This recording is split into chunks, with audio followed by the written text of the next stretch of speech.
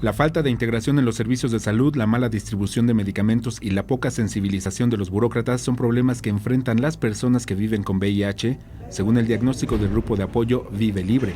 De acuerdo con sus datos, estos problemas provocan que las personas que viven con esta condición dejen tratamientos e incluso se inhibe la práctica de realizarse las pruebas entre la población en riesgo para una detección y tratamientos oportunos.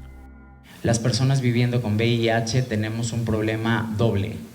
Primero, si tenemos seguro popular, es decir, estamos desempleados o no somos personas asalariadas, podemos acceder a seguro popular, medicamento universal.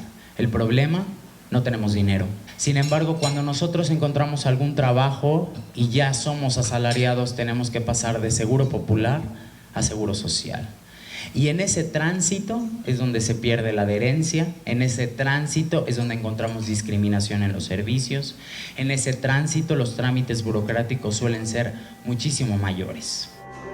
Los activistas hicieron un llamado a las autoridades para escuchar las necesidades de las personas que viven con VIH, con la intención de no interrumpir los tratamientos y facilitar el acceso a los servicios de salud.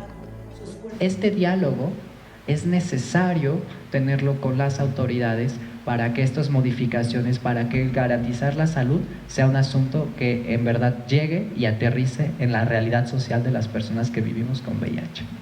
Aseguraron que el tema del VIH sigue siendo un problema de salud pública, del cual no hay cifras que permitan un diagnóstico preciso sobre el número de personas infectadas en México, porque se tiene miedo de realizarse las pruebas de detección debido al estigma social.